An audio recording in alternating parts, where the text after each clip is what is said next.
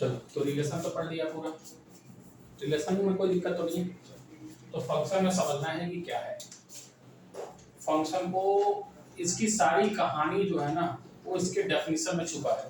पहली बात तो ये समझ ही नहीं आता कि है क्या, कहना क्या चाह रहा है, ठीक है, क्योंकि अगर डेफिनेशन लिखोगे ना तो अलग अलग बुक में अलग अलग तरीके का डेफिनेशन है, लेकिन हम इसको आसान भाषा में समझाएंगे, समझिएगा प्यार से। डेफिनेशन की अगर बात करें तो डेफिनेशन क्या कहता है समझना। ये कहता है let a relation f defined from non empty set, क्या लिख रहे हैं बच्चे हम, non empty set A to B such that every element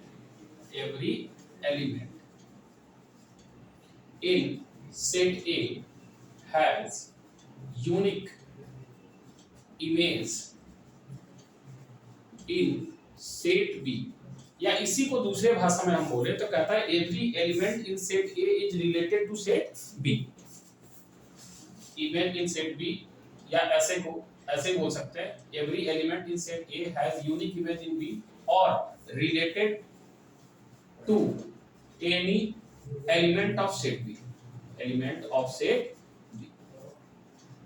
then that relation is called function,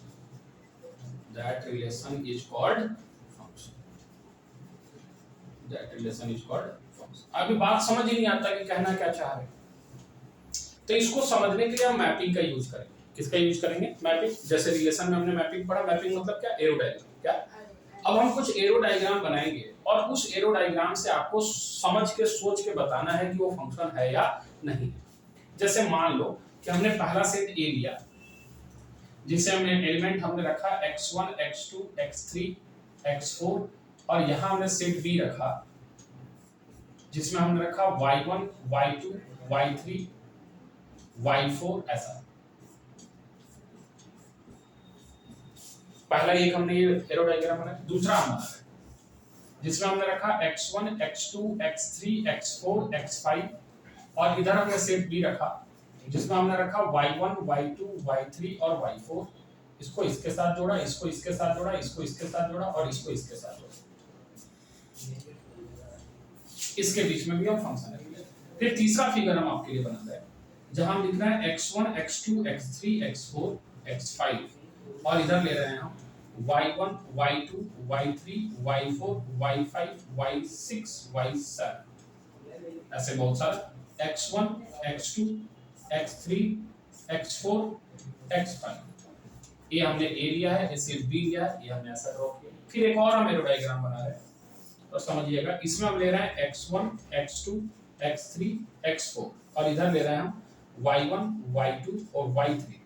इधर इसको ले रहे हैं ऐसे, यहाँ ऐसे, और एक लास्ट बना रहे हैं, उसको भी सोचिएगा कि यहाँ हम x1 ले रहे हैं x2 x3, इधर हम ले रहे हैं y1, इधर ले रहे हैं हम y2, और इधर ले रहे हैं हम y3, और इधर ले रहे हैं हम y4। ये सेट A है, ये सेट B है। अब आप अपने दिमाग का प्रयोग करते हुए इस डेफिनेशन को पढ़िए थोड़ा और सोच के बताइए कि ये इसमें से कौन सा फंक्शन है और कौन सा नहीं है। जैसे इस डेफिनेशन में क्या कह रहा है कि let a relation f defined from set A to B such that every element in set A has a unique image in set B or related to any element of set B, then that relation is called function। तो इसको सोचो कि क्या ये function है। इसमें सारे unique है। हाँ, ये भी शब्द का प्रयोग करना है, थोड़ा सारे यूनिक है। चलो सोचो थोड़ा कि है फंक्शन नहीं है, सोचो।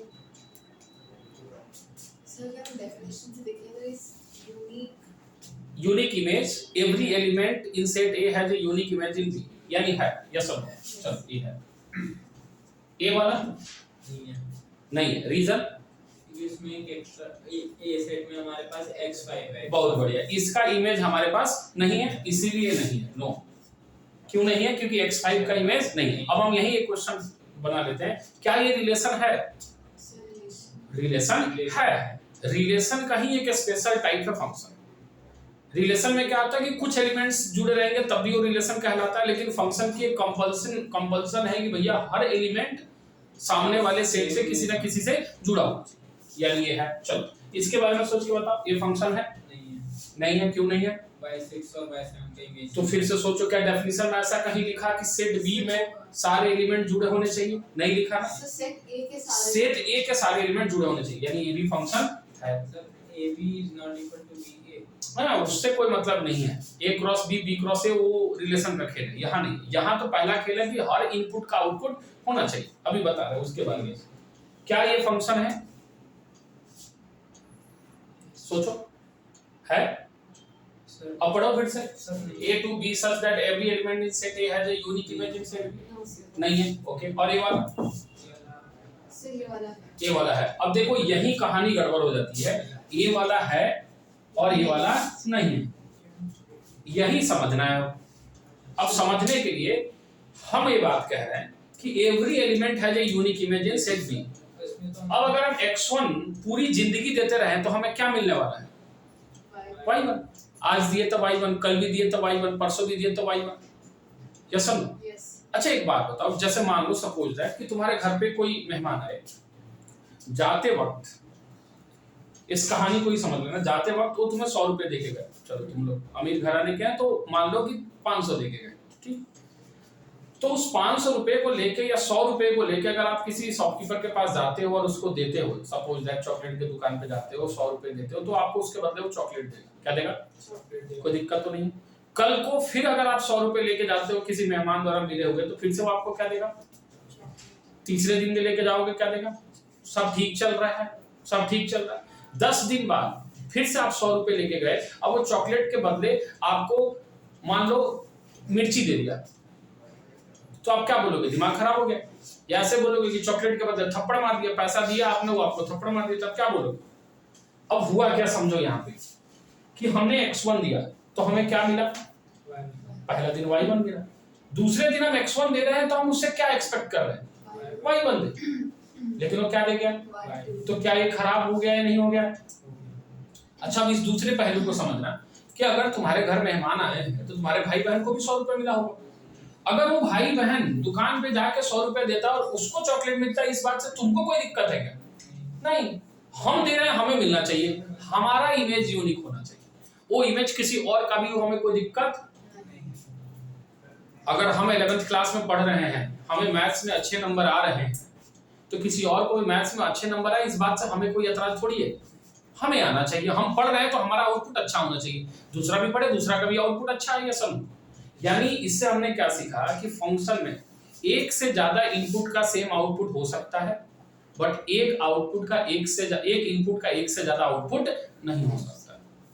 आउटपुट का एक से ज्यादा इनपुट हो सकता है, एक इनपुट का नहीं हो सकता। हाँ, एक इनपुट का एक से ज्यादा आउटपुट नहीं हो सकता, बल्कि 2, 3, 4 इनपुट का एक आउटपुट हो सकता है। लिखवा रहे हैं इस बात को।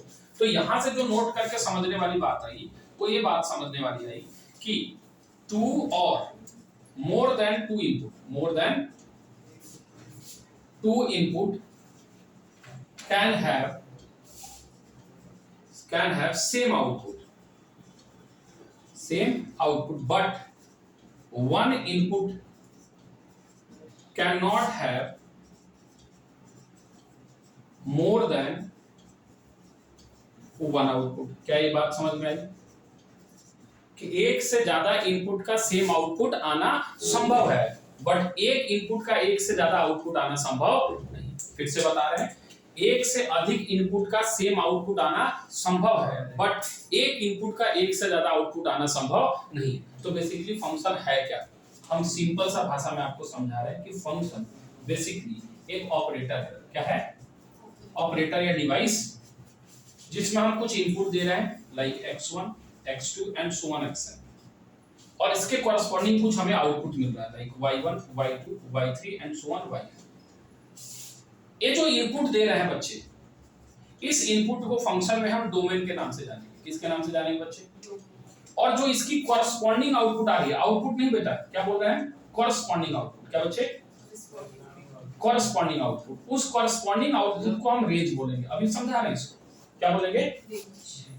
और हमेशा ये बात हम जानते हैं कि रेंज जो होता है वो किसका सबसेट होता है बच्चे? कोडोमेन का। किसका? अब समझ रहे, इस बात को हम समझा रहे हैं कि ये क्या कहना चाह रहे हैं। जैसे इस वाले फिगर में ये जो इनपुट है ये आपका क्या कहला है? डोमेन। और इसकी जो करस्पॉन्डिंग आउटपुट है ये जो 5 है, ये 5 क्या कह रहा है बच्चे? रेंज। क्या कह रहा है? और ये पूरी सेट बी जो है वो क्या कह रहा है? कोडोमेन। क्या ये बात समझ में आया नहीं आया? यानी सीधा सीधा बात है कि अगर हम इनपुट इलेक्ट्रिसिटी दे रहे हैं तो इस फैन का काम है हवा देना। अगर हम इलेक्ट्रिसिटी इस एसी को दे रहे हैं, इसका काम है ठंडा हवा देना। अगर इलेक्ट्रिसिटी दिए, स्विच ऑन किया और ये पानी फेंकना शुरू कर दे तो हम क्या बोलेंगे? खराब हो गया। क्योंकि हम अगर इलेक्ट्रिसिटी दे रहे हैं तो इसका आउटपुट निर्धारित है कि इसको ठंडी हवा देनी है। अगर ठंडी हवा के अलावा कुछ और देता है मतलब इसने अपना आउटपुट चेंज किया है, मतलब ये अब फंक्शन नहीं है। यानी एक ही आउटपुट हो सकता है, एक इनपुट का एक से ज्यादा आउटपुट नहीं होता। कोई शंका है इसमें?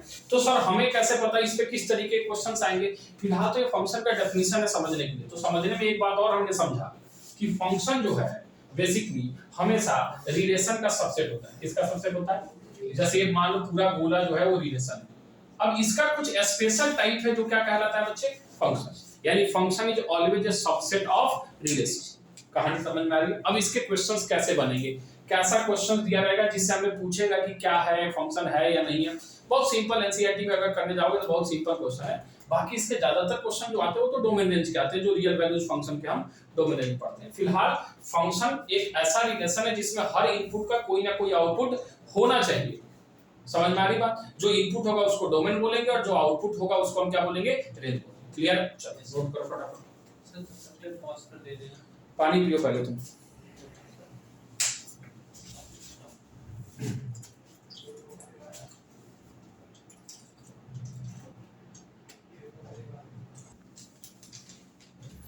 अब देखो, इसको इम्प्लीमेंटेशन करने के लिए कुछ क्वेश्चंस, आसान से क्वेश्चंस देख लेते हैं जिससे समझ में आ जाए कि ये डेफिनेशन है क्या और किस तरीके से हम पहचानते हैं कि क्या है फंक्शन और रिलेशन फंक्शन में फर्क क्या है। एनसीईआरटी अभी आप करने जाओगे उलझ जाओगे, लेकिन एनसीईआरटी करने के लिए आपको टाइप्स ऑफ फंक्शन पता होने चाहिए। ठीक है, तो क्वेश्चन है, समझिए क्वेश्चन क्या कह रहा है।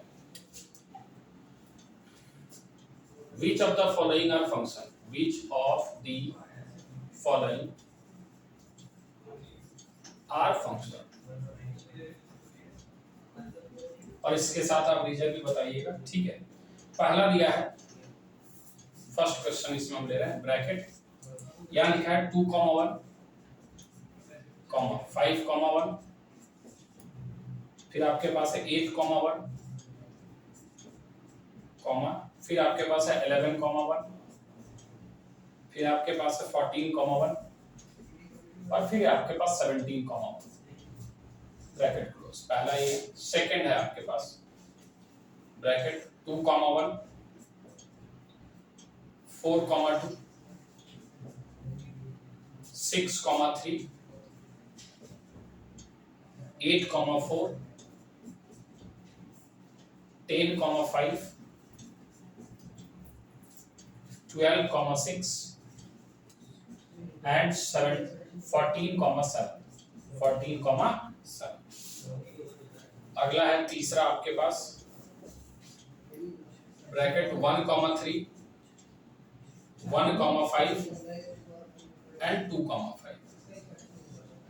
अब इसमें से पूछ रहा है कि कौन सा आपके पास फंक्शन है और कौन सा नहीं।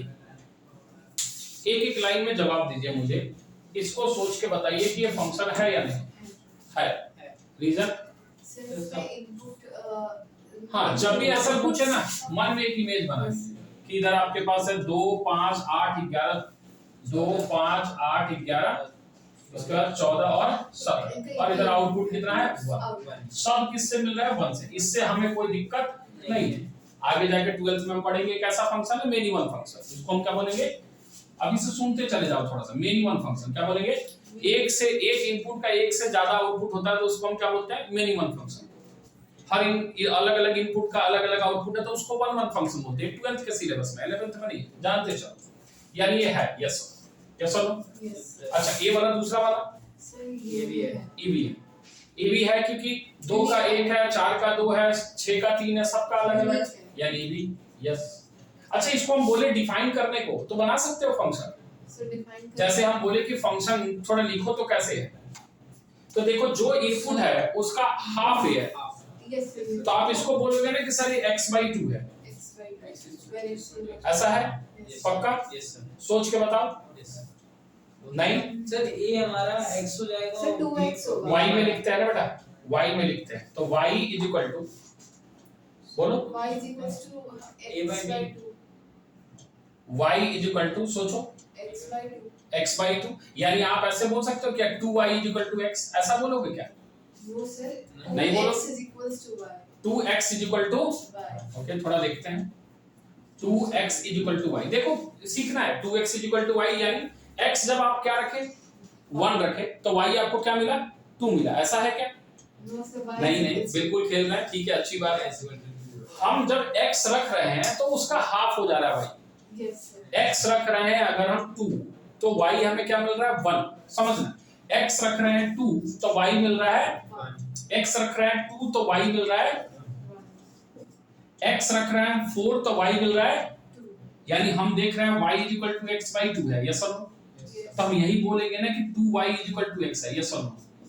yes अब देखो ना कि तुम अगर x की वैल्यू 2 रख रहे हो तो y की वैल्यू, सर मतलब अगर मैं फर्स्ट वाले में रखूं हाँ x की वैल्यू 1 अच्छा ठीक है सर फिर मैं वो कर सोचो हम x की वैल्यू 1 रख ही नहीं रहे ना, हम x की वैल्यू क्या रख रहे हैं 2 रख रहे हैं, तो 2 डिवाइडेड बाय 2 कितना आ गया 1, x की वैल्यू हम क्या रख रहे हैं 4, 4 डिवाइडेड बाय 2 कितना आ गया 2, यानी अगर इसको हम डिफाइन करना चाहें तो हम डिफाइन कर सकते हैं fx कितना बच्चे x/2, अरे बोलो आया। yes तो इसका हम अगर डोमेन पूछ ले तो तुम बोलोगे ना 2 4 6 8 10 12 40 और रेंज क्या होगा 1 2 3 4 5 6, ये वाला फंक्शन है क्या? no sir नहीं है, क्यों नहीं है? सर इसमें इनपुट हाँ बहुत बढ़िया, फिगर बना लीजिए, इधर 1 है 2 है ना, इधर आपके पास 3 है 5 है, 1 जो जुड़ा है वो किसके साथ जुड़ा है 3 के साथ, और 1 किसके साथ जुड़ा है 5 के साथ, नहीं गड़बड़ है, यही गड़बड़ हो गया, यानी ये वाला फंक्शन नहीं है। आई बात समझ में? अच्छा थोड़ा और आगे चलते हैं, एक क्वेश्चन और बस सोच के बताइए कि वो रिलेशन है और फंक्शन है या नहीं, रिलेशन फंक्शन में हम पूछ रहे हैं इस बार। जैसे मान लीजिए आपके पास इस तरह के क्वेश्चन कम ही मिलते हैं, बस समझाने के लिए आपको मिलेगा कि हाँ आप समझ के बता दीजिए कि रिलेशन और फंक्शन में से है या नहीं है। सर फिर जैसे आप कहते हो सेकंड वाला 1 to 1 फंक्शन होगा हाँ 1 to 1, अभी उस पे ज्यादा मत जाओ, दिमाग लगा के अभी थोड़ा देखें, ठीक है। एक क्वेश्चन और इस पे देख लेते हैं, जैसे कह रहा है ए जो है आपके पास वो है एक सेट है ए जिसके अंदर एलिमेंट दिया है 1 2 3 4 1 2 3 और 4, एक सेट बी दिया है जिसके अंदर 1 5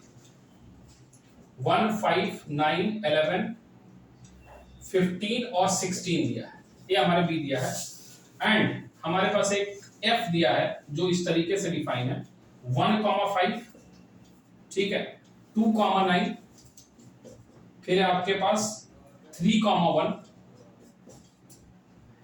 फिर है 4,5 फिर है आपके पास 2,11 ऐसा है, ठीक है।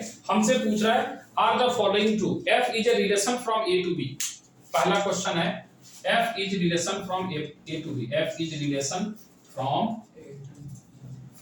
ए टू बी, सोचो रिलेशन ट्रू और फॉल्स। दूसरा है f is a function from A to B, sir ऐसे तो दोनों ट्रू होने चाहिए, ऐसे दोनों ट्रू होने चाहिए, सीधी सा ये फंक्शन तो है ठीक है फंक्शन है, 1 से 5 सोचो थोड़ा सोचो,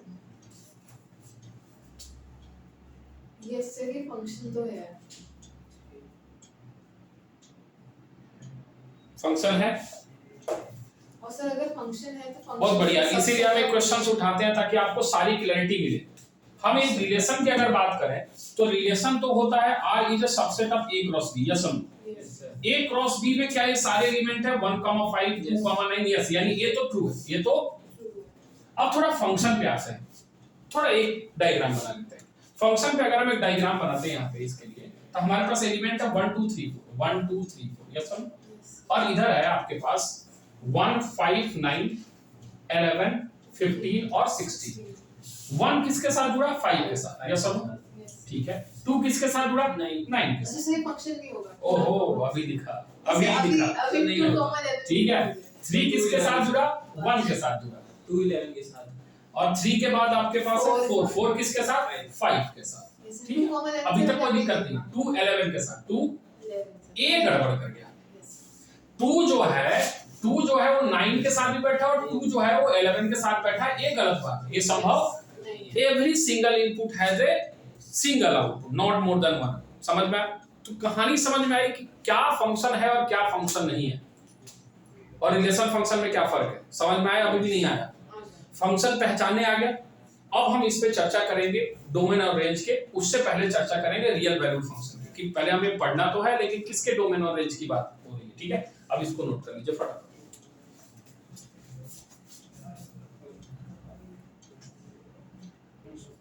ये बात यहां से कंक्लूड कर ली, क्योंकि ये अभी हमने देखा ना कि रिलेशन का सबसेट ऑफ फंक्शन था। अब ये बात बोल सकते हो, नोट करके कॉपी में भी लिख सकते हो कि every function is relation, but every relation need not to be function, need not to be function। ये भी आप समझ सकते हो, क्योंकि अभी अभी हमने देखा कि फंक्शन जो है वो रिलेशन का सबसेट है।